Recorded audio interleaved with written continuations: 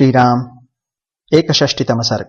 श्री राम और लक्ष्मण के द्वारा सीता की खोज और उनके न मिलने से श्री राम की व्याकुलता। दशरथ नंदन श्री राम ने देखा कि आश्रम के सभी स्थान सीता से सूने हैं तथा पर्णशाला में भी सीता नहीं है और बैठने के आसन इधर उधर फेंके पड़े हैं। तब उन्होंने पुनः वहां के सभी स्थानों का निरीक्षण किया और चारों ओर ढूंढने पर भी जब विदेह कुमारी का कहीं पता नहीं लगा, तब श्री रामचंद्र जी अपनी दोनों सुंदर भुजाएं ऊपर उठाकर सीता का नाम लेकर जोर जोर से पुकार के लक्ष्मण से बोले, भैया लक्ष्मण, विदेह राजकुमारी कहाँ है? यहां से किस देश में चली गई?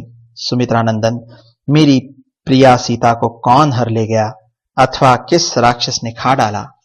फिर वे सीता को संबोधित करके बोले, सीते, यदि तुम वृक्षों की आड़ में अपने को छिपाकर मुझसे हंसी करना चाहती हो तो इस समय यह हंसी ठीक नहीं है। मैं बहुत दुखी हो रहा हूं, तुम मेरे पास आ जाओ।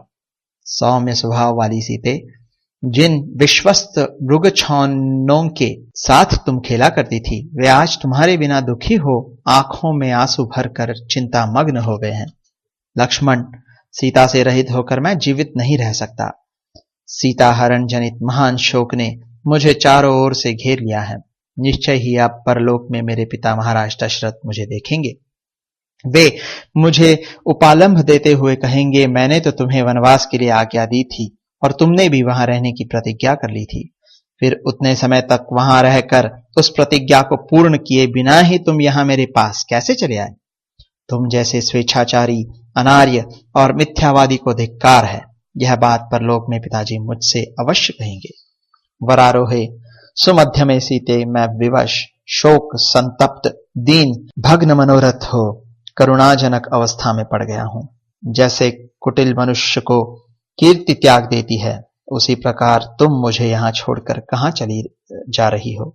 मुझे न छोड़ो, न छोड़ो। तुम्हारे वियोग में मैं अपने प्राण त्याग दूंगा। इस प्रकार अत्यंत दुख से आतुर हो विलाप करते हुए रघुकुल नंदन श्री राम सीता के दर्शन के लिए अत्यंत उत्कंठित हो गए, किंतु वे जनक नंदिनी उन्हें दिखाई न पड़ी। जैसे कोई हाथी किसी बड़ी भारी दलदल में फंसकर कष्ट पा रहा हो, उसी प्रकार सीता को न पाकर अत्यंत शोक में डूबे हुए श्री राम से उनके हित की कामना रखकर लक्ष्मण यों बोले, महामते, आप विषाद न करें, मेरे साथ जानकी को ढूंढने का प्रयत्न करें। वीरवर, यह सामने जो ऊंचा पहाड़ दिखाई देता है अनेक कंदराओं से सुशोभित है। मिथिलेश कुमारी को वन में घूमना प्रिय लगता है। वे वन की शोभा देखकर हर्ष से उन्मत्त हो उठती हैं।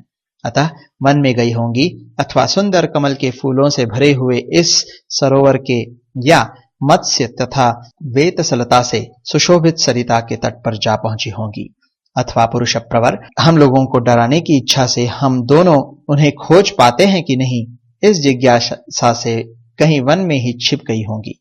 अतः श्रीमन, वन में जहां जहां जानकी के होने की संभावना हो, उन सभी स्थानों पर हम दोनों शीघ्र ही उनकी खोज के लिए प्रयत्न करें। रघुनंदन, यदि आपको मेरी यह बात ठीक लगे तो आप शोक छोड़ दें। लक्ष्मण के द्वारा इस प्रकार सौहार्द पूर्वक समझाए जाने पर श्री रामचंद्र जी सावधान हो गए और उन्होंने सुमित्रा कुमार के साथ सीता को खोजना आरंभ किया। दशरथ के वे दोनों पुत्र सीता की खोज करते हुए वनों में, पर्वतों पर, सरिताओं और सरोवरों के किनारे घूम घूम कर पूरी चेष्टा के साथ अनुसंधान में लग गए। उस पर्वत की चोटियों, शिलाओं और शिखरों पर उन्होंने अच्छी तरह जानकी को ढूंढा, किंतु कहीं भी उनका पता नहीं लगा। पर्वत के चारों ओर खोजकर श्री रामचंद्र जी ने लक्ष्मण से कहा, सुमित्रा नंदन, इस पर्वत पर तो मैं सुंदरी वैदेही को नहीं देख पाता हूं। तब दुख से संतप्त हुए लक्ष्मण ने दंडकारण्य में घूमते घूमते अपने उद्दीप्त तेजस्वी भाई से इस प्रकार कहा, महामते, जैसे महाबाहु भगवान विष्णु ने राजा बलि को बांधकर यह पृथ्वी प्राप्त कर ली थी, उसी प्रकार आप भी मिथिलेश कुमारी जानकी को पा जाएंगे। वीर लक्ष्मण के ऐसा कहने पर दुख से व्याकुल चित्त हुए श्री रघुनाथ जी ने दीन वाणी में कहा, महाप्राज्ञ लक्ष्मण, मैंने सारा वन खोज डाला, विकसित कमलों से भरे हुए सरोवर भी देख लिए तथा अनेक कंदराओं और झरनों से सुशोभित इस पर्वत को भी सब ओर से छान डाला, परंतु मुझे अपने प्राणों से भी प्यारी वैदेही कहीं दिखाई नहीं पड़ी। इस प्रकार सीताहरण के कष्ट से पीड़ित हो विलाप करते हुए श्री रामचंद्र जी दीन और शोकमग्न हो 2 घड़ी तक अत्यंत व्याकुलता में पड़े रहे। उनका सारा अंग विभल शिथिल हो गया, बुद्धि काम नहीं दे रही थी, चेतना लुप्त सी हो जा रही थी। वे गरम गरम लंबी सांस खींचते हुए दीन और आतुर होकर विषाद में डूब गए। बारंबार उच्छ्वास लेकर कमल नयन श्री राम आंसुओं से गदगद वाणी में हा प्रिय कहकर बहुत रोने बिलखने लगे। तब शोक से पीड़ित हुए लक्ष्मण ने विनीत भाव से हाथ जोड़कर अपने प्रिय भाई को अनेक प्रकार से सांत्वना दी।